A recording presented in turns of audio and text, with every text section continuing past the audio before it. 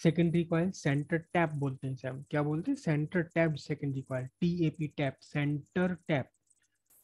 ये आपका लगा हुआ डायोड D1, यहाँ लगा हुआ है डायोड D2, ठीक है। ये आपका यहाँ लगा हुआ है क्या, लोड रेजिस्टेंस RL। RL का एक सिरा A दूसरा सिरा B लिखा था, दोनों डायोड के एन टाइप आपस में जुड़े हुए और लोड रेजिस्टेंस से भी जुड़े हुए। लोड रेजिस्टेंस के अक्रॉस आपको मिलता है क्या, आउटपुट। यहाँ आपको मिलेगा आउटपुट। ये हुआ A और ये हुआ B, ठीक है। अब यहाँ निगेटिव हाफ आया, पॉजिटिव हाफ आया आपका प्राइमरी पर, तो सेकेंडरी पर क्या आएगा, सेकेंडरी पर आएगा S1 S2, अपोजिट हो जाएंगे। पहले S1 था पॉजिटिव, S2 था निगेटिव। अब क्या हुआ, S1 हो गया निगेटिव, S2 हो गया पॉजिटिव। तो इसका जो सेंटर टैप है, सेंटर टैप वो अभी भी उतनी वोल्टेज पर रहेगा, क्योंकि ये तो बीचों बीच आ रहा है।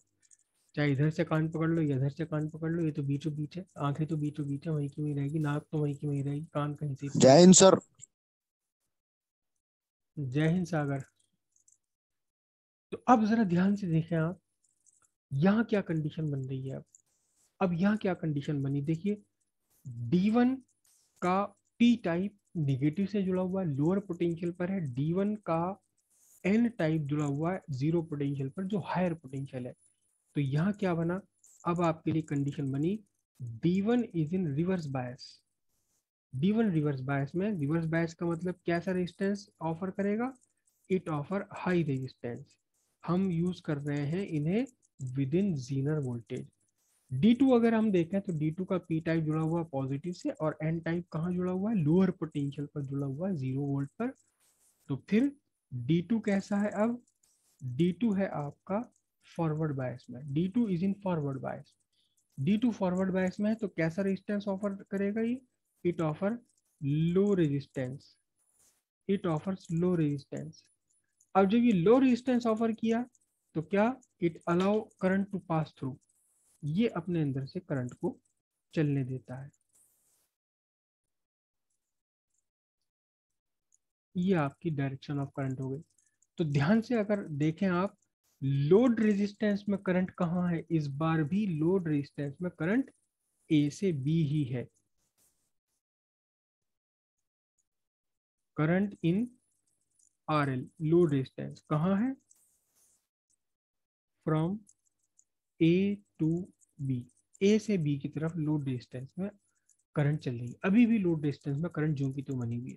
तो इसका मीनिंग क्या हुआ, देखो ध्यान से, कि आपका चाहे इनपुट पर पॉजिटिव हाफ आए, S1 पॉजिटिव S2 निगेटिव, तो करंट चलेगी आउटपुट में A से B की डायरेक्शन में। और दोनों दो आपके कॉइल थी, कौन सी वाली दो कॉइल है ये, सेकेंडरी कॉइल, उसमें से एक कॉइल यूज हो रही है, या इसे पूरे को अगर एक कॉइल का हो तो आधा हिस्सा यूज हो रहा है, half part of coil, centre tap coil use हो रहा है। और जब निगेटिव हाफ आया तो another half of coil is use, ऊपर वाला हाफ खामोश बैठा हुआ, बैठे रहने दो इसे।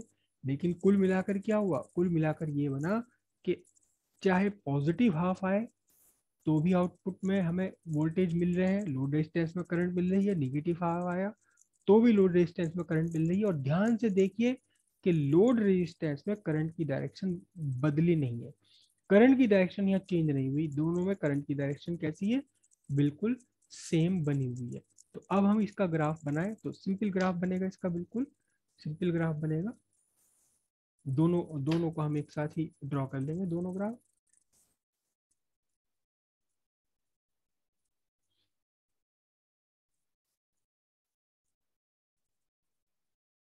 ये आपका इनपुट वोल्टेज आया, और ये क्या बना आपका, टाइम बना।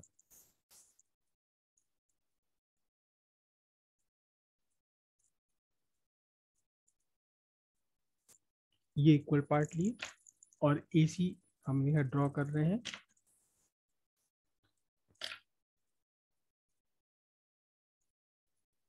पॉजिटिव हाफ ऑफ एसी, फिर ये आपका निगेटिव हाफ ऑफ एसी, कोई बात नहीं, मेरे पॉइंट्स अलग चले गए, कोई बात नहीं। फिर पॉजिटिव हाफ ऑफ एसी, फिर ये निगेटिव हाफ ऑफ एसी, फिर ये पॉजिटिव हाफ ऑफ एसी, फिर ये निगेटिव हाफ ऑफ एसी। ठीक है, ये एसी हुआ, इनपुट वोल्टेज होगा पूरे। अब इसके कॉरस्पॉन्डिंग आउटपुट वोल्टेज कैसे होने हैं? आउटपुट वोल्टेज बिल्कुल इसी के जैसे होने हैं, लेकिन वो पोलैरिटी में चेंज नहीं होंगे।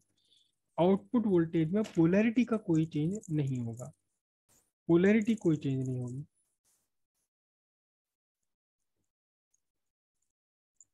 कैसे आना, देखिए, ध्यान से देखिए आप, बिल्कुल ठीक इसके नीचे ही लेंगे आप ये पॉइंट्स। ग्राफ बनाने में अक्सर मिस्टेक्स हो जाती हैं बच्चों की। और ग्राफ क्या है? ग्राफ एक प्रेजेंटेशन, एक पिक्चर है, एक फोटो है। किसकी? मैथमेटिकल इक्वेशन की फोटो है ये। अगर आपने फोटो बदल दी, किसी और का फोटो आपने लगा दिया अपने आधार कार्ड के लिए, तो क्या फिर उसकी वैलिडिटी रहेगी? कुछ भी वैलिडिटी नहीं है, तो सब खत्म हो गया जब आपने फोटो बदल दिया। तो इसलिए ग्राफ के रिप्रेजेंटेशन में, ग्राफ बनाने में बहुत ध्यान रखना चाहिए। जब पॉजिटिव हाफ आया तो आपके लोड रेजिस्टेंस में करंट की डायरेक्शन बी, ए से बी की तरफ। जब निगेटिव हाफ आया तो आपके लोड रेजिस्टेंस में करंट की डायरेक्शन ए से बी की तरफ। जब ये आया पॉजिटिव हाफ, तो भी डायरेक्शन ऑफ करंट कितनी है? ए की डायरेक्शन, ए से बी। और ये आया तो भी करंट की डायरेक्शन क्या? ए से बी। जब ये आया तो भी करंट की डायरेक्शन क्या है? ए से बी ही रहनी है। और ये आया तो भी ए से बी ही रहनी है। यानी आपके इनपुट पर चाहे पॉजिटिव हाफ है या निगेटिव हाफ है, आपको आउटपुट पर लगातार मिलती रहेगी करंट। आपको लोड रेजिस्टेंस में करंट रुकेगी नहीं, जैसे पिछली बार 1/100 सेकेंड के लिए करंट मिला थी और 1/100 के लिए करंट आपको नहीं मिल रही थी। ऐसे ही यहाँ इस बार ऐसे नहीं होने वाला। इस बार आपको लगातार 1/100 सेकेंड के लिए करंट, फिर अनदर 1/100 सेकेंड के लिए लगातार आपको करंट मिल रही है। लेकिन हाँ, इतनी बात जरूर है कि जैसे एसी का घटना बढ़ना होता है, वैसे ही इसका भी घटना बढ़ना रहेगा। ये आपके आउटपुट वोल्टेज हो गया। आउटपुट वोल्टेज वी, वी है ये आउटपुट वोल्टेज।